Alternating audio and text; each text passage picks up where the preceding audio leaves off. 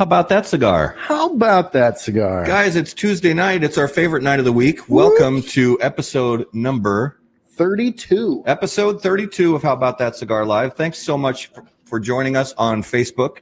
If you're watching right now, we appreciate your time. If you're watching later on our YouTube channel, thanks so much for taking a few minutes to watch the show. And especially to those of you who are listening on the audio podcast channel, thanks so much for listening to us while you work out or drive down the road or whatever it is you do while you listen to your podcasts. This evening, as always, is brought to you by Drew Estate Cigars.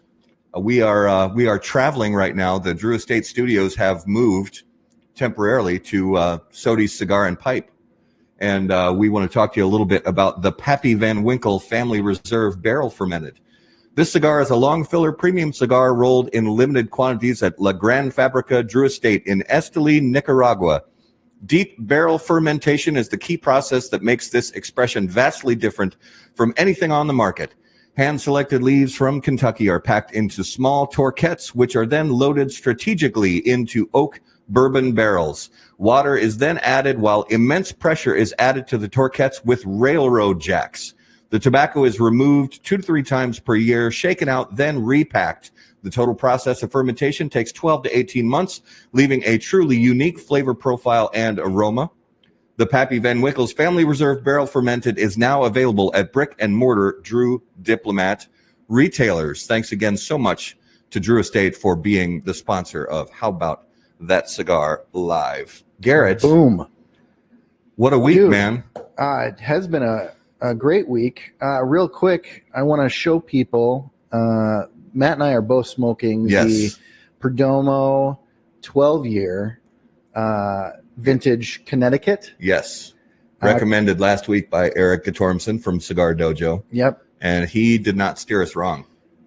I have been nailing this cigar. Matt has been running a few little errands around as we've been getting ready, so he hasn't gotten into it as much as I have, but I can tell you this cigar is tasty.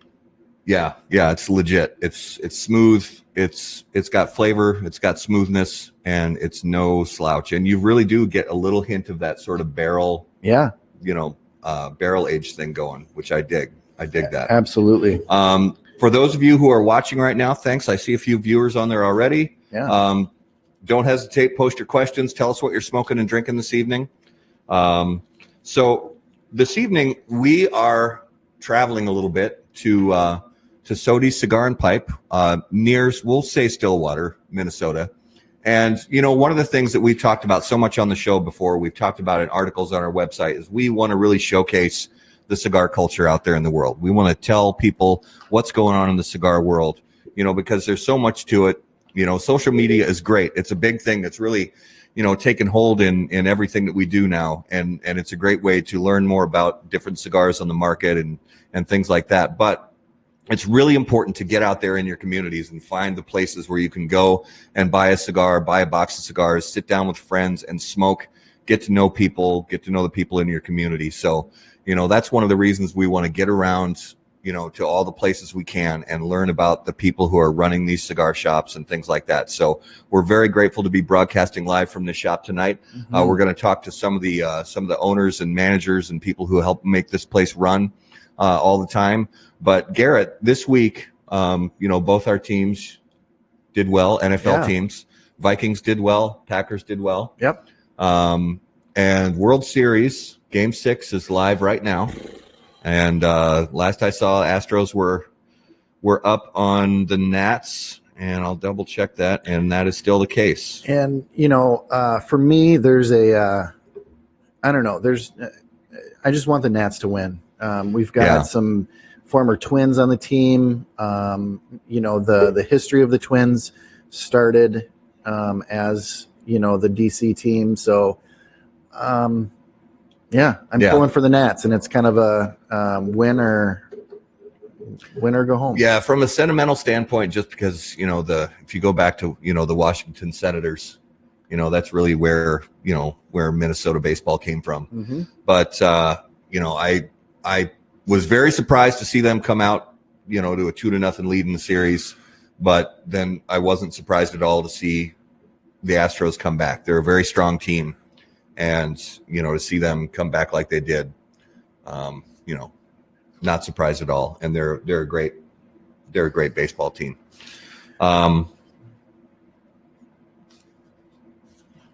So in the comments, if you guys want to let us know some of your favorite spots that you like to hit up, your brick and mortars, your, maybe you got a club on Facebook and you guys meet up, and let us know what you do for your local cigar culture. We want to hear that and talk about that, and maybe it'll inspire us to come visit or check out what you're doing. Yeah, absolutely. And as always, we talk a lot also about the Facebook group that we're a part of, Minnesota Herf Connection. And we put it out there just because we're, we try to be as active as possible in that community, and, put it out there. We've got some members of MHC here this evening. So thanks guys for joining us live in the shop this evening. And for you guys who are wherever you live, I don't care what state you live in, what city you live in, chances are strong that you've got a cigar shop near you. And yes, you can go online, you can buy your cigars, but there is something completely different. There is such a better experience when you actually go into a shop, get to know somebody, shake their hand, learn about the cigars they have in their humidor. You can really learn what it is to, there's so much that goes into these products, and we've talked about this before too. There's so much that goes into these little, the fact is, it's just a rolled up tube of tobacco leaves, but there's so much love and care that goes into making these things. And to be able to, to sit down and talk with people in your local community, and you can talk about anything. You can talk about how the cigars are made. You can talk about the game. You can talk about whatever TV show, you're binge watching lately. That's just one of those things that you get to do when you don't isolate yourself in your house on Facebook. Thanks for watching, but get out there in your communities and get into the cigar shops and find out what's going on out there. Hey, Luke, come over and join us. So when we first came here, we wanted to, learn about the people who make this place run. So Luke, I'm going to try to say your last name right. Is it Sodegren? Sodegren. Sodegren. All right. I said it right. So Luke, tell us about how Sodie's got its start here in this location, and what it's been like since the doors first opened. Yeah, sure. First of all, thanks for being here. We're really happy to have you guys here. It's been kind of a long process getting started here. So my father actually owns in his semi-retired state a small shop up in Osceola, and it's been kind of a dream of ours to open a larger one together that we have a lounge in. And so about 2 years ago, we started the process. We tried to actually put one downtown Stillwater. Had a bit of a kerfluffle with the city council there. They weren't too interested in having a cigar shop downtown. So we started looking elsewhere. We kind of looked at a bunch of different places, and technically we're in Oak Park Heights here, and they opened us up with open arms and let us come in. So we opened up April 1, and it's been just a fantastic experience. Our goal was this is not our main thing. This is a hobby for us. It's an expensive hobby. It's been a big investment for us, but we wanted to build something that was a place where we would want to come. So we really focused on the amenities and a great ventilation system, a big humidor, and just creating a great cigar experience for the customer. So it's been well received, and we're having a great time doing it. Would I be right to say your father was a big part of your cigar genesis story? It's a fair question. It'd actually be the other way around. Would it really? Yeah. I love it. It's funny you said that too, because tonight actually the first time my dad smoked his first pipe, and I'm more of a cigar than a pipe guy, but I've been trying to get more into pipes, and so we used to smoke pipes the first time, and I actually just put a picture up on the Facebook page not long ago, son showing father. But no, I got into cigars when I was about 13. No, when I was 18 or 19, and he kind of got into it. And I would definitely say he probably smokes more cigars than I do now, but he probably has a bit more free time in his hands than I do as well. So, it's not the typical story there. Yeah, love it though. So when one of the first things you probably think about is what are we going to put in the humidor? What product are we going to sell? What kind of helped you make the decisions of what cigars you wanted to put on the shelf in your walk-in? Sure. So we had the idea right from the start of being a mix of the big brands. We went right down the top sellers list. We were looking at Padron, we were looking at Fuente, we were looking at Ashtray and Perdomo and Drew Estate. So we wanted to get all the big brands in there, but we also want to have the staples, exactly. But we also wanted to have a lot of the boutique stuff, the Warps and the Southern Draws and the there's the Ventura cigar. And there's so many of them. So it was a process. We started off our first shout out to Sam from Ashton. Our first meeting we held was with Ashton Cigars and brought in a ton of their stuff, and it's been moved great for us. And we just kind of worked our way down the list. So it was a bit interesting because we only had so much room, and we only finished half our humidor to start off with. So we were trying to estimate how many facings we'd have, and so we were taking meetings and going, well, we have room for 150 facings maybe, and then you going, well, how are we going to figure this out? And so we ended up getting there going, well, we bought a lot more than 150 facings of cigars here, so how are we going to do this? So we started buying more shelves, we started spacing them closer together, and I'm not sure what our last count is in there, but we probably have well over 300 or 400 facings in there now. Well, maybe not that many. We have a lot more than we anticipated, though. Yeah. And so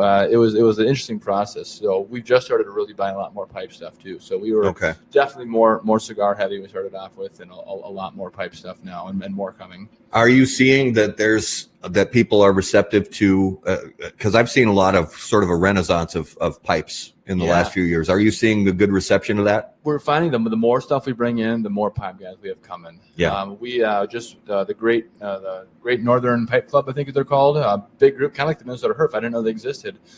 They sought us out. A couple of members stopped by, and they had a big gathering here. They have the third Saturday, I think, of every month, and they were here last a couple Saturdays ago. I didn't even know they were here. I've been on vacation. I came in. I was about 30 guys in here smoking pipes. I was going, sweet, what's going on here? Yeah. And now they're coming back next month, and so there's been more and more people coming in, and so you see more guys smoking pipes. One day we had 3-4 guys in here smoking pipes, and only one guy smoking a cigar. So it was great to see. Nice, awesome.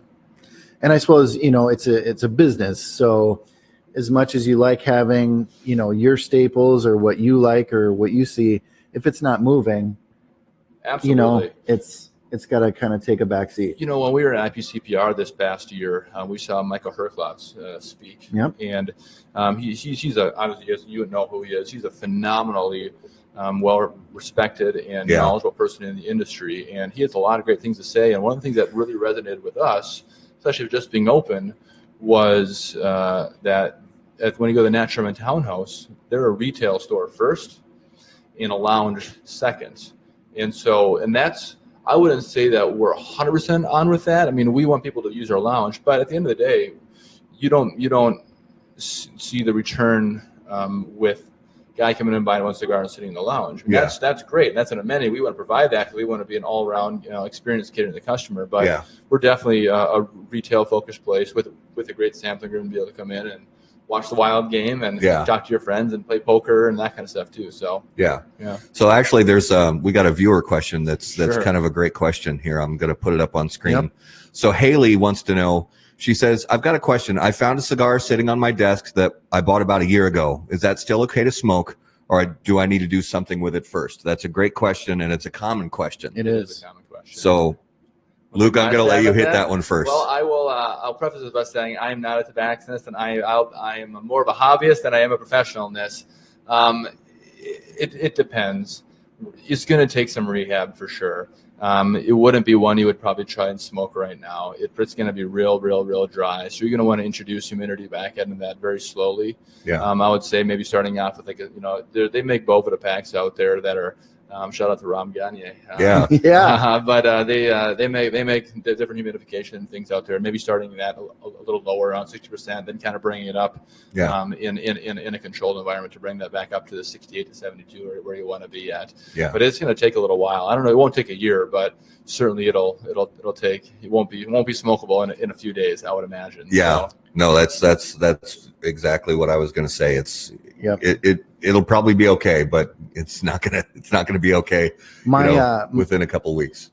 My advice would be, as long as you don't see a bunch of cracks and, you know, but if it's in cellophane, if it's got a bunch of, you know, loose stuff shaken out in there, that would be my first, you know, kind of test to see, is this even worth saving? Is this going to make it?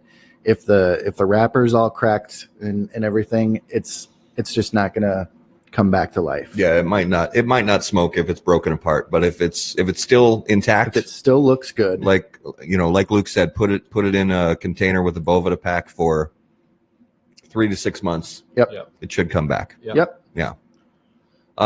So with the brands that you have here, you know, like you said, you wanted to have a mix of big brands, boutique brands. What have you seen move in the humidor that first of all, the stuff that moved that you expected to move, and secondly, the stuff that moved that even surprised you? Yeah, that we expected to move. We do really well with all the Altus products. Yeah. The Romeo and Juliets, the Monte Cristos, the H. Upmans, all that. That was really well for us. That's a staple in most of the humidors, so we can't keep that in stock. I mean, we go through a lot of that. You know, we go through a lot of Ashton. We go through a lot of Perdomo. We go through a lot of Drew Estate. I think the biggest surprise for us, and I had never smoked it before, but the La Polina Rosado. I'd throw a throwdown to any cigar lounge in the country that sells more La Polina Rosados than we do. Yeah. We go through. I bet we've got to 50, 60 boxes, maybe if not 80 in the last 6 months. We just sell through those things like crazy. We're buying 25 boxes at a time. It's like every month. Drew Estate, that Deadwood Tobacco Fat Bottom Betty, tons and tons and tons and tons of those. I think that's where we have 15, 20 boxes coming in a week of those things right now. We saw a lot of the Cigar of the Year last year, the EP Carrillo, the Encore. That's been a huge seller for us too. Yeah. And a lot of it is shelf talk too. You know, if not every cigar customer is super knowledgeable. The guys come in, they know exactly what they're looking for. They don't need help. They all heard about that. I've heard about that. Some people come in and they don't know what they're looking for. And some companies do a great job putting really good shelf talk out there, right? There's our accolades. Here's the strength profile. Here's the flavor profile. Here's, you know, what you can expect with it. And that stuff really does a good job selling too. Okay. Yeah. I've heard kind of mixed things from different, you know, some of the people we've been able to interview, a little bit of mixed things, like some companies use shelf talkers and they get a lot of mileage out of them. They really do help. And other companies that kind of swear by not having them, that, you know, they do well without them. So I think your humidor, the way that your humidor is laid out, is actually perfect for shelf talkers, you know, because the angle of your shelves and everything like that, it's perfect for that. And it really, another thing that it does that I love is it shows off the artwork, you know, because cigar artwork is some of the most beautiful, awesome. and, you know, the boxes and the bands and all that. And that's one of the things with, you know, there's all the things going on with the FDA, and one of the things that's kind of in flux right now, as far as one of the lawsuits goes, is for the premium cigar industry going against the FDA, is trying to get them to drop the whole plain packaging thing like they have over in Australia. Everything's plain white boxes, you know, and all that. And getting rid of that artwork would just be tragic, in my opinion. Well, yeah, I mean, and I talk a lot about the parallels between the wine industry and the cigar industry too, because it's small families, you know, that own these companies. So many hands that it's, you know, it's really it's a farming process. Yeah, and especially with the boxes too, it's they're putting their own personality, their own stamp on it, and, you know, and trying to create a great package for the customer. And it's that would not be a good thing. Let me find one of my other questions here. So you yourself, as a cigar smoker, you know, you're the one who got into it, and then you got your dad into it. What are some of the brands that you remember starting with? So my first cigar, I know very specifically, I remember it. I was out at a boarding school in Michigan, and out at Traverse City. And I was just outside of Traverse City. I don't know if the shop is still there. I don't know what it was called, but it was a really great cigar shop downtown Traverse City. And it was an Ashton Monarch. in a tube. Oh yeah, nice. I think it was a great cigar, and I don't think we actually carry those here. I'd have to go look. I can't remember every single thing we carry here. Yeah. But I remember that being the first cigar, and it was fantastic. Yeah. And from there, I remember us having some Romeo and Juliets, and on mostly tubos I started off with. I'm not exactly sure why. Yeah. But it just kind of grew from there. So I've always had an affinity for Ashton. I've grown into really enjoying Drew Estate a lot too. Okay. Yeah. And is that as far as you started with the Ashton, and now what are some of the brands that you find yourself bringing with you when you go to the golf course or wherever you go to smoke? Well, I smoke a lot of Southern Draw. That's been a new thing for me, and I really, really enjoy Southern Draw. I've really been interested in lately in the Archetype. I think their stuff's awesome. I'm smoking Archetype right now. Their new Chapter 3 Dawn of Destiny, and that's really good stuff. Yeah. Otherwise, I've been trying to. Honestly, because we're in the cigar business.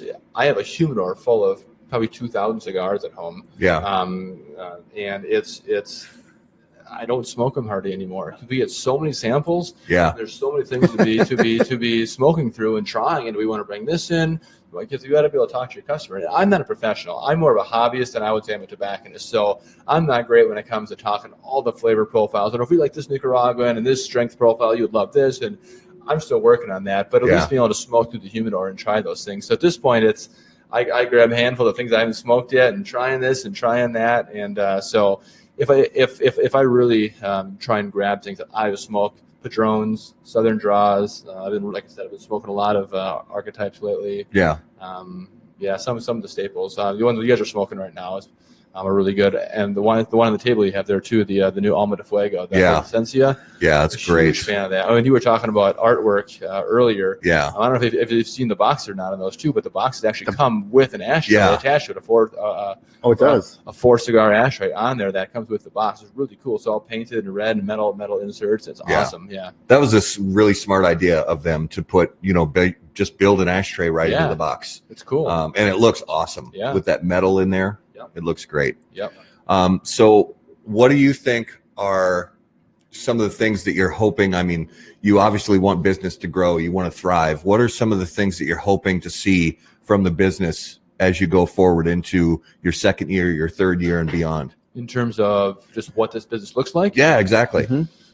Well, it's a great question. We still have plans on adding a few things in here in terms of aesthetic, and we talked about putting a kind of a 3-season patio out the side of the building here. We've already talked to the building owner about that, and putting some new shelves and getting a few more TVs, some of that kind of stuff. But for the most part in here, we've done almost everything we've wanted to do in here so far. I think right now our biggest goal is just increasing our customer base. Yeah. Especially with the regulations around marketing on social media and Google, we can't pay to advertise. And I own a couple staffing companies outside of here, and the biggest way to market right now is social media. Yeah. So we have both hands and both feet tied behind our back in the marketing piece. So we've been really trying to focus on how we can acquire new customers. Because all the feedback we get is someone comes in here, love the shop, they keep returning. We've had anything other than a 5-star review everywhere. Yeah. It's just trying to get new customers because when you get a customer, they're not coming in every single day. They come in, and some do. Yeah. Some we can't kick out of here. But I'm looking at a few people over there right now. But for the most part, that's our biggest goal right now is how can we acquire customers and trying to get creative with it. And that it's fun and use creativity like that. It's also stressful because you're going, what the heck are we going to do for this too? So trying to partner with our local communities and that kind of stuff. So that's really our biggest goal. We definitely have interest in growing the shop, and I don't know if you want to move locations. I mean, certainly we would love to have more space and a bigger humidor and more lounge seating, and but that's a ways off. With the amount of money we've invested right now in this place, I'm kind of going, I don't know how that looks. That makes me a little terrified to think about that. But we do have bigger plans for sure. Yeah, to grow here. Yeah. Awesome. It's a good spot, and it's the location is great, the layout's great, and I'm excited, to see this place grow in the community. So. Yep. We wish you guys all the best. Thank you very much. We'd love to get Scott in here. Yeah, absolutely. So Scott, come switch places with your son here. Thanks, Luke. Thank you, Luke. You guys.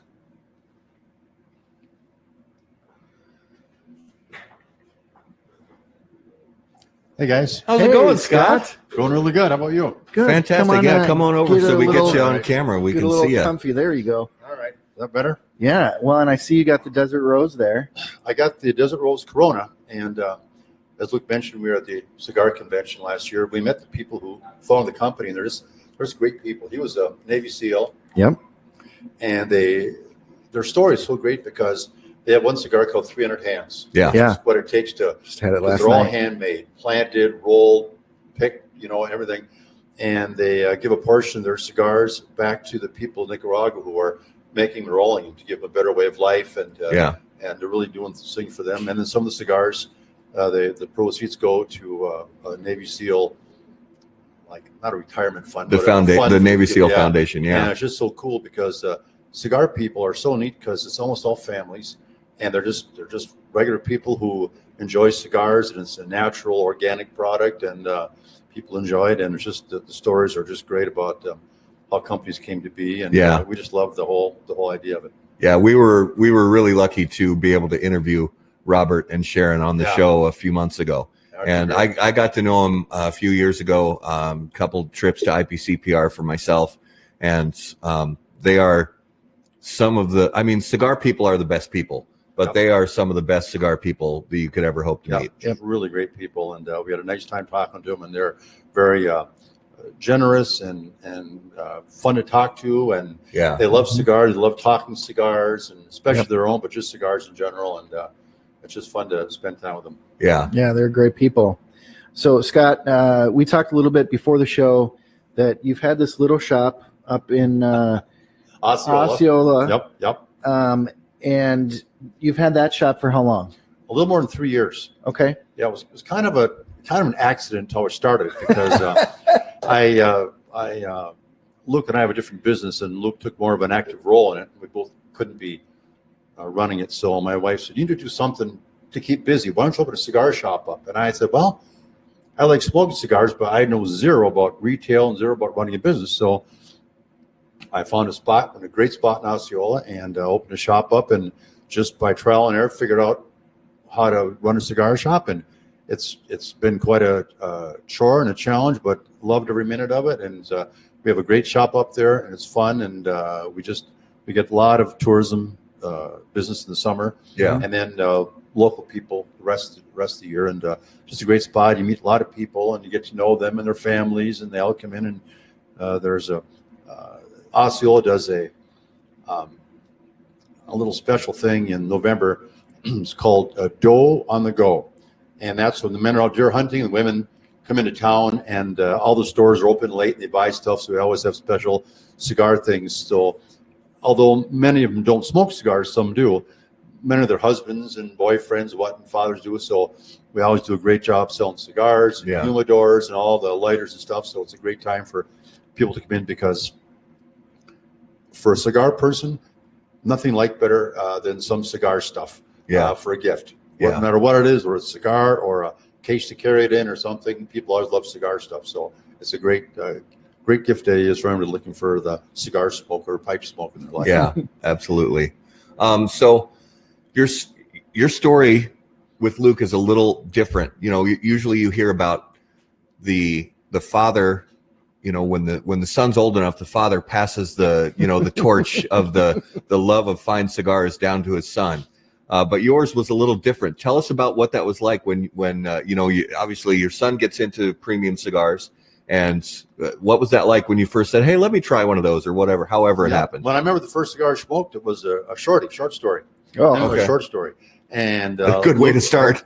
Well, it's a great cigar. And Luke said, "Well, try one of these and see what you think." And they're kind of oddly shaped. Yeah. They have I don't know that the Perfecto. Perfecto, It's a mini Perfecto. Yeah, and it's a great cigar, and I really enjoyed it. I go, "This is kind of fun." So he sort of introduced me to cigars, and they said, "Well, try one of these and try one of those." And so I tried a wide range of cigars, and like most people, once you try, if you develop a taste profile, and they kind of go that way. But then there's so many cigars within that profile, I got to try them all, right, to see what you like better than the rest. So he kind of got me into it, and now I'm locked in like he is. We both bought humidors about 4 years ago for our home. There's a place in Texas that makes custom humidors. We just got one, and mine's pretty full of cigars too, including the kind you guys are smoking today. One of my favorites. Yeah. Those are great. Those Perdones are wonderful cigars. Yeah. Awesome.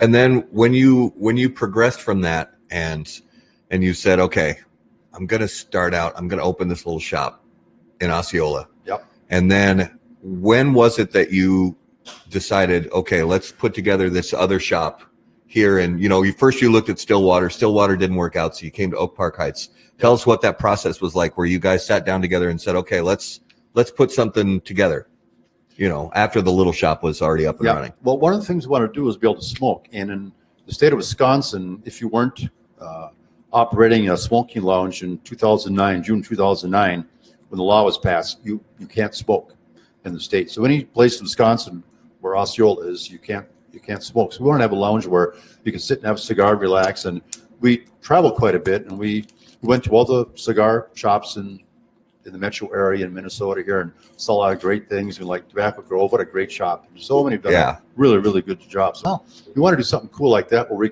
we'd like to go and have a lounge and be able to smoke. So we looked at different places, and as Luke mentioned, we were kind of stymied in Stillwater, and the Oak Park Heights, this place came available, and we talked to the city council, and they said, yeah, we'd like some new business, and it's a great spot for you, and we'll take care of whatever you need to take care of, and make sure we have proper ventilation and all that kind of stuff. And neighbors are excited about having it, which they were, and we've got great neighbors here in this place, and so we spent a lot of time figuring out how it was going to be laid out, because there were no walls. We had to build walls, and how big is the humidor going to be, and how many sticks do you want to carry, and how big should the lounge be? And we try to, if we had, how do we fit chairs in here, and would this be big enough? You're walking around an empty room. So this be big enough or not? And then we finally said, well, let's do it. Let's put up walls, and there we go. So it's been a great labor of love, and then our wives helped do the decoration, the decor in here, because they know more about that than we do. So the chairs and the rug and the table and stuff in here, they've all kind of put together. So we got to give a shout out to them for the work they did to help make this place like it is. And we just really enjoy it because we wanted to, again, come to a place that we would like.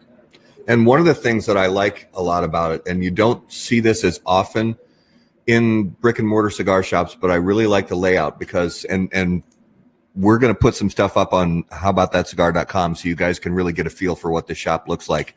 But I love the fact that when you come in through the entrance, you come into, sort of the greeting area. You've got your point of sale area, and then the lounge that we're smoking in is completely separate wall, with a separate doorway over on the left side. And then the walk-in humidor is over on the right side, and then you've got restrooms and all that stuff. And I like the way that that's laid out, because a lot of times, if you don't have the lounge, the smoking area cordoned off, then the retail area, because you have people, maybe a wife or a girlfriend come in, wants to buy something, and maybe doesn't want to walk into a room full of cigar smoke, but still wants to get something for her husband or her boyfriend or whatever it is. And I really like that layout. Yeah, and thank you. And that was one of the things we wanted to make sure that we accomplished and did, because we want to have a place that's basically free of smoke when you come in, humidor and the retail area, so people could do exactly that. And that way the smoke could be confined to here, and then we put a pretty high-end smoke removal system, so it's not too bad in here. You don't see clouds of smoke, even when there's 20 people near smoking. It's just, there's no clouds of smoke. It just kind of goes up. So we're happy to have been able to do that. Yeah, ventilation is great in here. Really enjoy it every minute I've been in here. A great comment by Phil, who is a old school MHC guy, has said, hi, Luke. My buddy Mike just rented a box in your shop, and he loves it. So it's another amenity that you guys provide here is their own locker, their own box that they can keep cigars in. How has that been for you guys? Really good. It's called the Sodies Club, and there's a cost to have it a locker here, but there's 48 lockers. They're all humidified, so guys can keep their cigars. They have a box of their own cigars, and the cigars you buy here, any cutters, lighters, whatnot, they can purchase here, and they get a discount for that. And so more than half the lockers are sold. We expect to have almost most of them sold by the end of the year. And then they renew and they pay on a monthly, yearly basis. And it's just a handy thing because so many times a guy will rush in here and grab his key, whip his locker open, grab a stick, sit down, and put his laptop up and get some work done, have a stick, and then out the door they go and stuff. So it's really handy for them, and it's nice to be able to come in and just have that access. Because many can't smoke at home, but they can smoke here and they can keep their stuff here, and it's just really handy for them. Yeah. Mm-hmm. So we've talked before about this on the show that whether it's whether it's owning a cigar company, that has a brand of cigars that they make at a certain factory in Nicaragua or Dominican Republic, or whether it's owning a cigar shop. But we've never really had a chance to talk to a shop owner before about this particular question is, as cigar smokers, we think to ourselves, man, owning a cigar shop would be so easy. It would be so great because you could just sit around all day and smoke cigars for a living. I mean, how great would that be? So for the people out there who are thinking, that it's just a cakewalk, give people a little bit, of maybe a reality check about, the fact that it's not all fun and games. Yeah, well, starting up is tricky because you have to get the proper licenses from the state and from the local communities, and make sure you can sell cigars. And the thing that surprised me when I opened the doors, I was calling up cigar companies and say, hey, can you send me some cigars? They go, do you have a license? I go, no. So we won't even talk to you until you have your license, because they have to cover themselves in that regard. So so once you got licensed, then you can start doing that. But many times there's a high number of minimum box you have to buy right off the bat. And my humidor in Osceola is not nearly the size of this one, so I couldn't buy in large quantities. So I had to find other means of getting through different retailers and places who could get me deals and stuff so I could have the right number of cigars. And there's also really no standardization in the cigar industry.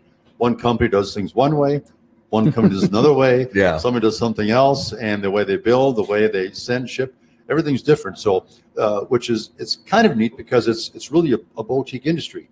It's not there's no huge corporate sponsors, huge corporate companies. They're just small little organizations that are in love with making cigars, and they want to get them out on the shelves. So it's our job to find the right cigars, and we really look at it as curators. We want to get a wide range of different cigars that people like and things that people haven't smoked. Just a few minutes ago, when you're talking to Luke, a customer came in and he's been here before, and I said, what are you in the mood for? He goes, well, I want to get one of these and one of those.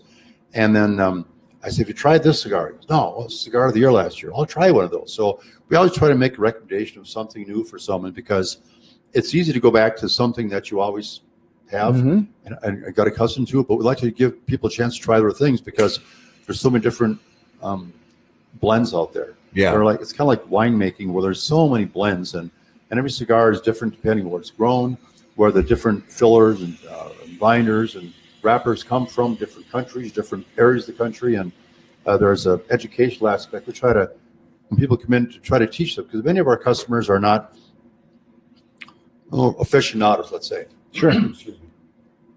They're guys who are just new to the hobby, or they're somewhat experienced, and we just want to help them say, here's what this cigar will taste like. It's kind of similar to this, but has a little more spice to it, or this is a really smooth cigar. Or like when guys come in, they want to buy a box of cigars for their bachelor party, and they say, what's your best cigar? I said, well, our best cigar might be more expensive, but here's some cigars that are really mild, that if a bunch of guys who aren't accustomed to smoking would probably enjoy smoking, because they're real mild and they wouldn't feel bad about maybe only smoking half it or something, because it's not really expensive. So we try to make sure that the experience for them is really good in every way possible. Yeah. And the more experiences that we can enhance with people, the more customers that we'll bring to the door. And as Luke mentioned, we're trying to grow the customer base as much as possible, because once they're here and they see what we have and see our selection and our lounge stuff, they're bound to come in and buy more and more things. Yeah. And for me, it's fun in here just to watch people just enjoy it, but watch them smoke cigars. It's kind of like watching golf swings. They're all different, right? Yeah. No one's right, none's wrong. It's just what works for them. And watch the guys smoke a cigar. They hold it different. They smoke it different. Yeah. And it's just fun to watch. And people, I was working last Friday night, and a couple came in and they go, oh, we've not been in before. They just finished supper down at Tara's, and they came in and they sat and played cribbage. Each had a cigar and just had a wonderful time. So we'll be back for sure. We'll bring our friends. So we're just trying to create a nice environment and try to enhance their experience as much as possible. Yeah, That's awesome. So one of the things that Garrett and I talked about in one of our early on shows was we talked about here, I got a lighter for you. Yours going out. One of the things we talked about was some of the things that we encounter in different cigar shops, and it's not just here in the Twin Cities area, in Minnesota. It's, places we've traveled around the country is you get a different vibe from the people who run the place or manage it or own it or whatever it is.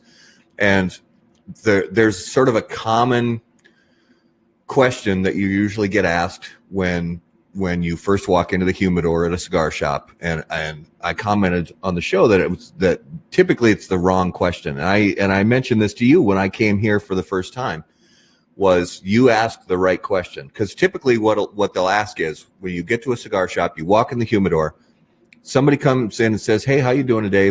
Can I help you out? What do you like to smoke?" That's usually what they ask. And for me, and a lot of people who are really into cigars, they like to smoke a lot of different kinds of things. We don't have time to go through that list. Yeah, exactly. How much time do you have? So it could be, I want something strong. I want something mild. I want something barrel aged. I want something sun grown, whatever it could be. It's the same thing when you go into a restaurant. It's, what do you like to eat? What do you like to eat? Well, food. Yes, the answer is yes. All of the food. And so when I came in the shop, you said, "What are you in the mood to smoke today?" And I'm so grateful for that. That's the right question. And I want more people who are running these cigar shops to ask that question. So what is it that you think when somebody walks in that humidor, because sometimes they're going to be new to cigars, sometimes they're going to be old hat, and they've been smoking cigars for years. What are you trying to get across to that customer? What do you want to get from them, and what do you want to give to them as an experience? Well, I guess I want to get from them. It's hard to tell how much knowledge they have about cigars. So if I start talking about barrel aged and this, that, it's going to go right over their head in many cases. So I kind of try to want to find out what their experience has been. Like, for example, a guy might come in and say, "I've heard that Nicaraguans are the best." I go, "Nicaraguans are great. They make more cigars than anybody. Is there a certain Nicaraguan cigar you like?" "Well, no, a guy told me that." I said, "Well, let's find some Nicaraguans, or here's some Dominicans, and here's, a difference." But for the most part, the blends are from different countries. So it's hard to get a Nicaraguan Puro or a Dominican Puro or a Honduran Puro. So let's talk about what you want. Do you want a mild cigar? Do you want to smoke for 15 minutes or an hour or half hour? You can mow your lawn, or you're going to go camping, or and kind of what they're looking for in a smoke. So, no, my buddy and I are going to go fishing. We want a couple of good cigars. So here's a couple we'll try.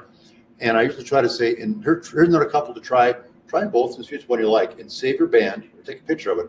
So when you come back in, you can say, "I want this kind of get. Here's what it was." Instead of, "Hey, the one I had last was really good. Could you get another one of those?" I go, "Well, what it looked like. Was it a dark wrap, or was it a light wrap, or was it a big ring gauge or small or whatever?" And that way, I try to help educate people so they know a little bit more about it. So the next time they have a better sense of what they're looking for. Say, "You know what? I had this and that kind of really good. I like something a little longer smoke. You have it in a bigger size. Yeah, here's a Toro size. Yeah, that's going to last you maybe 45 minutes. Yeah, So I try to help educate them so they feel more confident about going in, because so many people feel overwhelmed and very little confidence going in. It's like me going and ordering wine. Luke knows about wine. I'll go, "Well, red." Yeah. I got 500 reds.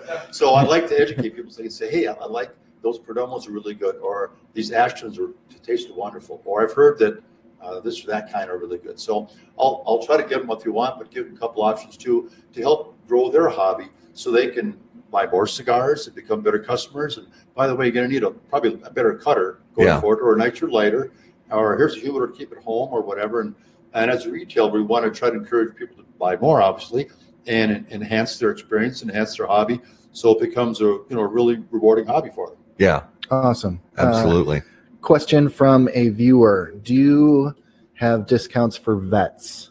We do. We have discounts for vets and for police and EMS and fire, people like that, and Public service, whatever. We give just discounts for them, and awesome, because they have hard jobs, and if they can have a cigar and relax after work or before, we're happy to do that. So yeah, we get a lot of vets and a lot of law enforcement people like that because they do get discounts. Yeah, fantastic. That's outstanding. Yep. And we've found that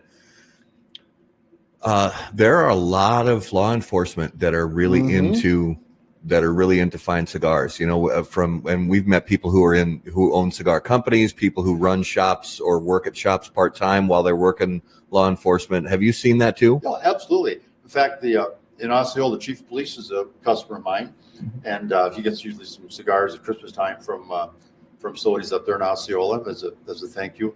And a lot of the people here who have lockers are law enforcement people, and a lot of times they're not wearing their uniforms.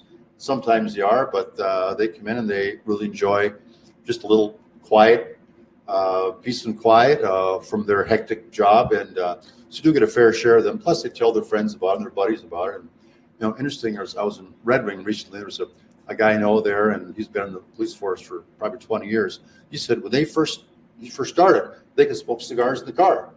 They'd ride around and patrol smoking cigars. Go, sweet, what a neat thing that'd be. He goes, not anymore, but yeah, back in the day they could do that. So there's a connection between law enforcement and cigars. I don't know why that tie is there, but do we get our fair share here?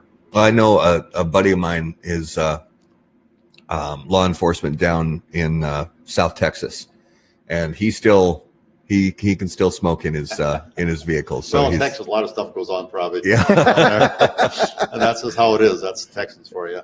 That's true. Scott, tell me about some of the brands that since this place opened, for example, some of the brands that you find yourself reaching for on a regular basis. Well, I'll talk a little bit about. I'll back a little bit because when I opened my shop, I made the mistake of just buying cigars that I liked. So I had a humidor full of things that I really liked, and guys come in and say, well, you have any Maduros? Because I'm a big Maduro guy. I go, I'm going to get some. Yeah. So I've been able to get a much, much more well-rounded humidor. I've had that people come in and help me out and say, get some of this, get some of these. A lot of the reps are very helpful with that. But in here, Luke is especially good at seeking out, identifying different cigars that I haven't smoked, and these Plasencias and La Polina, and those Southern Draws that are so good, and many others that I hadn't really experienced before. They just make some great cigars. They're artists, yeah, and they spend so much time and effort and energy creating really, really good cigars. I just like to try different ones, but I'm drawn to these Southern Draws quite a bit, and I've smoked my share of them, and the Plasencias, I've had a couple of those. The Fuego, you've got one. Yeah, the Alma del Fuego. Yeah, what a wonderful cigar. We tried those. Luke and I tried them out at the cigar convention. They go, hey, try these. I looked at them and I go, wow, this is a really good cigar. Yeah. We sat there and talked to the guy and smoked the whole cigar. And of course, we ordered about 8 boxes of them for the shop here. So we're always looking for that, that cigar that's up and coming or that people have asked for. And so I've sort of branched out to a few different things because we carry them here that we can't always carry up in our shop up north. Yeah. Mm-hmm. Another question is, do you have events at Sodie's? We do. About every month we have an event. In fact, we have a Perdomo event coming up on the 14th of November, which I think is a Thursday night. I have my calendar in front of me. And the reps come in and they bring a whole bunch of cigars and they have great sales on them. And there's a lot of giveaways. So if you buy a few cigars, you get your name in a drawing. But they give away humidors, and we give away shirts and hats and all kinds of swag and fun stuff, free cigars, and so on. And they're fun events, and people, you can chance to try different things you haven't tried before. Yeah. And so we've had about 4 or 5 events so far, and they're just a lot of fun. And and that's coming up the 14th. So if you're plugging things, you can plug the Sodie Cigar and Pipe Perdomo event the 14th. Yep. Absolutely. And you can also find out more information about any upcoming events on the website. So check out the website and you guys have an active Facebook page also. Yeah, we do. And Luke's more the Facebook expert than I am. We try to post things on there at least every couple of days. New things that we're smoking, new things we got in the humidor. People in here smoking, like when the pipe guys are here. This place is just ringed with pipes, and the smell was just unbelievably wonderful. Oh my goodness, it was a great smell. So we try to get on Facebook as much as possible and let people know what we're doing, and because it's a everybody's on Facebook, but a lot of people are, and a lot of cigar smokers are. In fact, a lot of younger cigar smokers are. We see a lot of young guys enjoying cigars, which is fun to see because it's.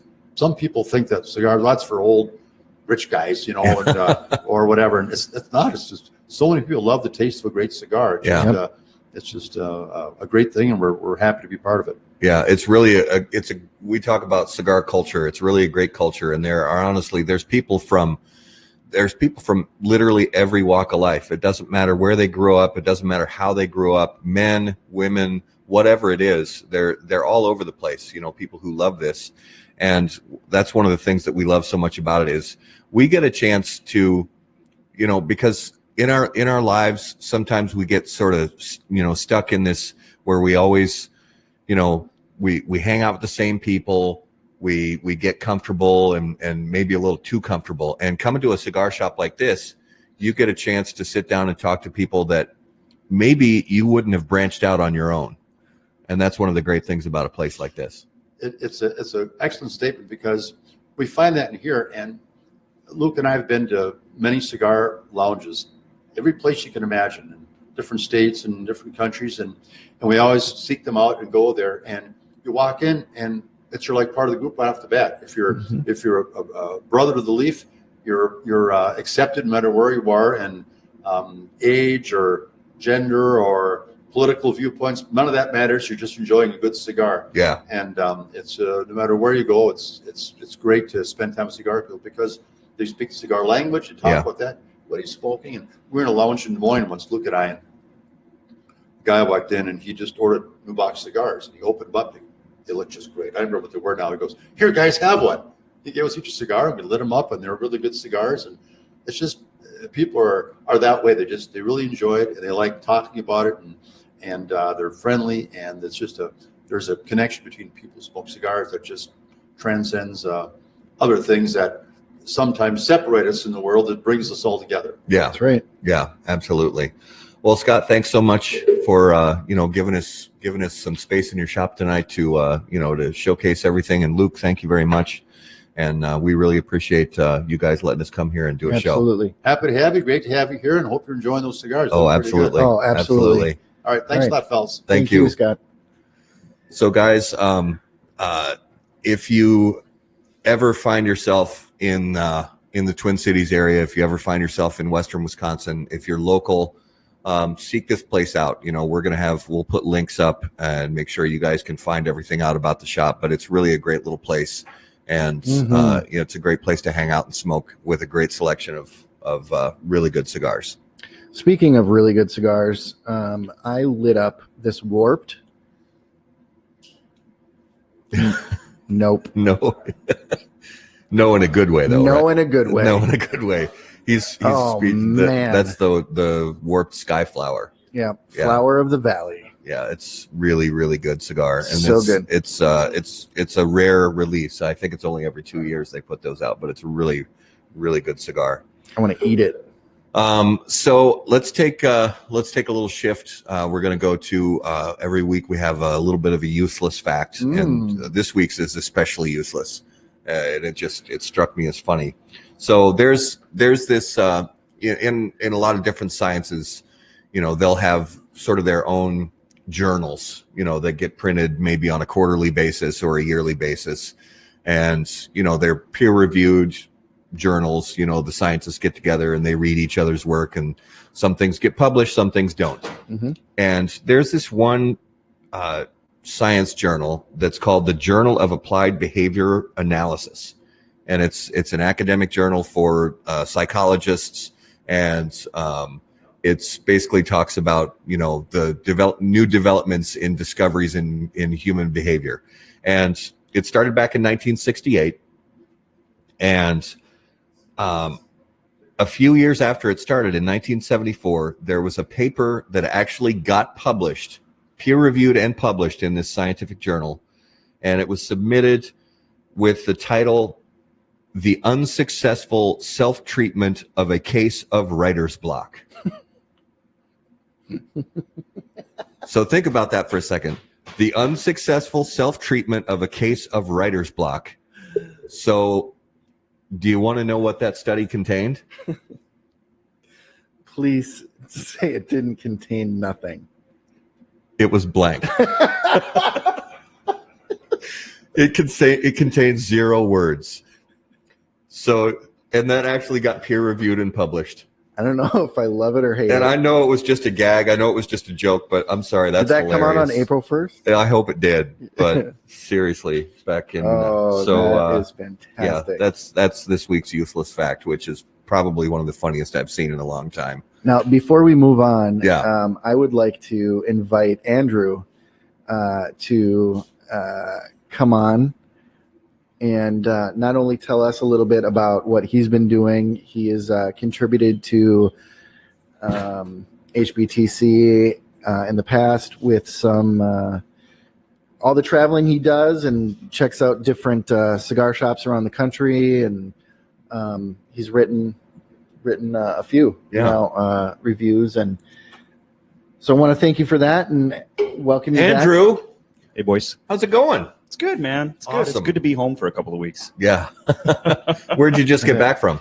I was in the Netherlands and Germany Nice. for about a week. So Deutschland, yeah, not a lot of lounges over there. Yeah. A lot of shops, but not a lot of lounges. But it seems in Europe, and it doesn't matter if it's winter. I mean, it was chilly while I was there, and I managed to procure a couple of cigars, and it doesn't matter that they don't have lounges, because all of these European towns, especially the ones that I like to visit that have history, and it seems like most of these towns over there have like an old city center. Yeah. And they're all lined with cafes and bars and restaurants, and they all have outdoor seating, and they all have heaters. So I just a week and a half ago was sitting in this town in the Netherlands. It was my last night there. I was by myself. My colleagues were still in Germany. I got to leave early, which was great. But I sat at this restaurant, whatever you want to call it, in this city center in this town that's been around since the 13th century or something like that, and had my glass of whiskey and a cigar, and just watched the world go by, and it was wonderful. So that's what I've been up to lately. It's nice, but it's nice to be home. Yeah. Thanks for the invite. Yeah, glad to have you back. Thanks for joining us here at Sodie's and coming out and sharing a little bit. I think we're going to see a shop review. Yeah. So give us you wrote a few months ago. You wrote one of our Cigar Destination articles about Federal Cigar in Portsmouth, New Hampshire. Yes. And give us a little sneak preview of the one that you're going to be. The one that we're going to be publishing soon. So the next one is just south of Portsmouth in Boston. And I don't want to give too much away, but it's another old building, which I like. I like the history aspect. It was a speakeasy, so it was underground. Oh, cool. So the vibe was very interesting. The people were interesting. I've been there a couple of times now. And one thing that I noticed was the number of women inside smoking. Now, this particular shop also offered hookah, so that may have played a role. But cigars were definitely their focal point. There's a giant cigar above the door protruding into the street, so it's very very cigar oriented. Yeah. But very cool place. I definitely go again. And from what I understand, there are a diminishing number of lounges in Boston. This one, I just found out, is good to go for the next like 10 years before they have to reapply for their license or whatever. Because as mentioned before, the FDA is kind of cracking down on things. So give it a read when it hits the website, whenever that may be. And if you're ever in Boston, make sure you check it out. There's some cool history behind the building that I kind of entailed in the article. Nice. It was a good little place. Yeah, I definitely recommend it. Next one that I do might be in Florida, so we're sticking with the East Coast theme, but I think we're gonna move the furthest south that we can and do Florida next. Nice. That's the plan. Down South Florida, Miami. Well, this particular shop has multiple locations. They're only in Florida. I think they have 3 or 4. They might have more. I've only ever visited the one in Orlando. Work, unfortunately, brings me to Orlando quite a bit. I'm going to be there in the next couple of weeks for about 10 days. So I will be at this particular shop a number of times. Awesome. When I'm down there. So stay tuned for that, I guess. Awesome. Very cool. Yeah. Well, each week we do a couple segments, and Matt's favorite segment. My favorite segment is Numero de los Muertos. This week's number, which I told both Matt and Andrew before the show started. Yeah. The number is 3. Okay. And the other piece of information that I gave them was there have only been 3 people who have died here. Not here at Sodie's. No. Yeah, no. Not here at Sodie's. So we need to figure out where here is. We have to figure out where here is. And are we talking in all of human history or? Yes. So in all of human history, 3 people have died in this place. Yes. In a certain place. Correct. Is it in the continental United States? It is not. Is it in Europe? It is not. I'm striking out. Is it on planet Earth? It is not. Oh, see, I was just joking with that question, okay.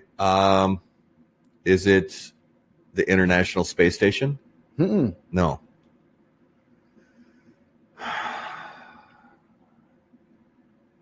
That would have been my guess. You got me. I mean, you're on the right track. So, it's not Mars. Nope.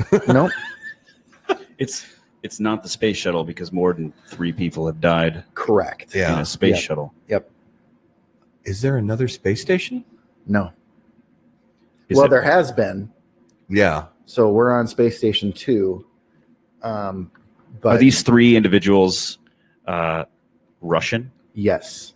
Did they die at the same time? Yes. Was it Sputnik? That was an unmanned satellite. Oh, okay. I just like saying Sputnik. Oh, absolutely. Yeah. I try and use it as often as I can. Kind of tastes like Sputnik. Russian. They all died at the same time. Mm-hmm. Soyuz space capsule. Mm-hmm.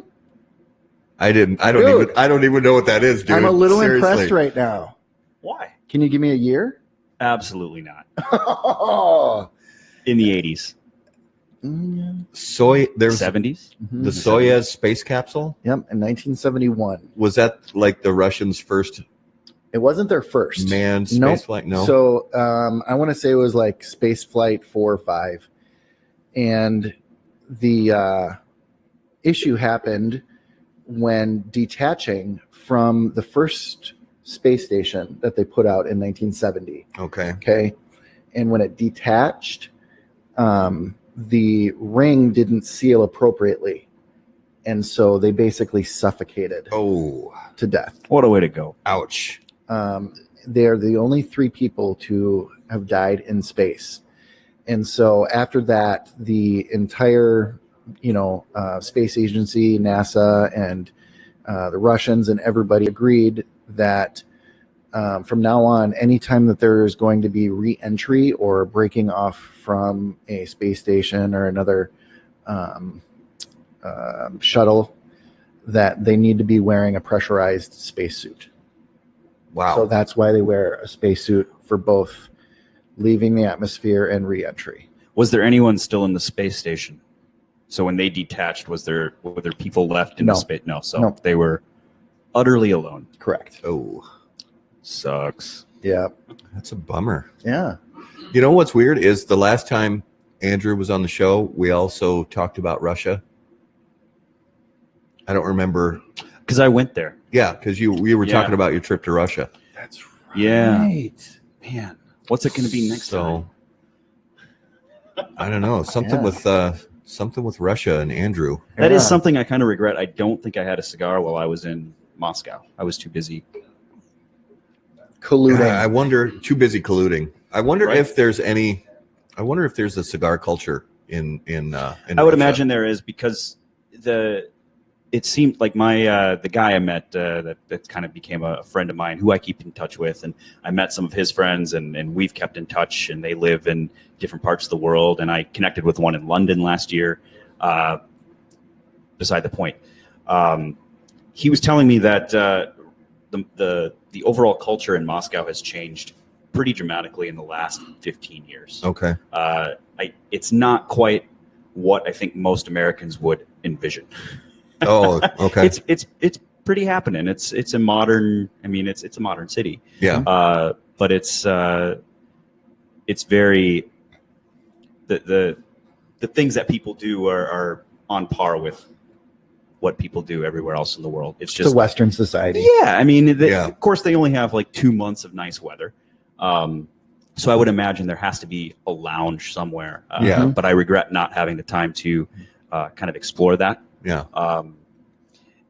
Because the weather is so cold there, I don't know, and I've never been there in the winter. I don't know if they have the cafes and restaurants in a square with heaters like they do in Netherlands and Paris and anywhere else in Western Europe. So I would imagine they have lounges. Yeah. That'd be something I'll try to figure out for next time. Can you speak to European cigar culture? No, I can't. I know it's there because every shop. There are shops everywhere. You can go into any city. The town I was just talking about was called Amersfoort, and I think I'm saying that right. But it's been there for a long time. It's got its old city center. It's got its history and its old culture, but it's also a very modern city once you get out of the old town square. Yeah. But even there, in this town that I had never heard of in the Netherlands, they had cigar shops. You pull them up on Google. They're right there. There were 2 or 3 or 4. One was a 5-minute walk from my hotel, and it was in the older section of town, and they had a big humidor, and it seemed like most of the stuff they carried was Cuban. Yeah. It's obviously very simple to get over there, not like it is here. So I always try to buy a few. So there's definitely a culture. And there were a couple of guys sitting outside smoking, and I didn't have time at that point to sit and smoke with them or chat. But there's definitely a culture. I just can't speak to what it's like. Sure. Yeah. But I'm assuming it's got to be close to what we've got here, where it really doesn't matter where you're coming from or your background or what you believe politically or whatever. Yeah. Everyone gets along. Mm-hmm. I think that's kind of been my experience in Europe in general. As long as you're not perpetuating the standard American stereotype, people generally treat you pretty well. In all of my experiences, I've spent 2 or 3 weeks abroad this year, and I haven't really felt threatened or unwelcome anywhere I've been. And I've hit many countries this year. It's been a good year for travel for me. Yeah. Awesome. Definitely. Well, let's go to notable smokables. Notable smokables for the week. So interesting, fun stuff that we smoked over the last week-ish. It doesn't have to be exact. Stuff that was interesting, whether it was new or old. I'll kick it off with I revisited a early Crowned Heads release, the J.D. Howard. I hadn't had one in ages, and smoked one of those, and still, that's the cigar that got me interested in that brand, Crowned Heads. So the J.D. Howard, I smoked one of those this a few days ago and loved it. Awesome. I had a T52. Ooh, which I absolutely devoured and loved.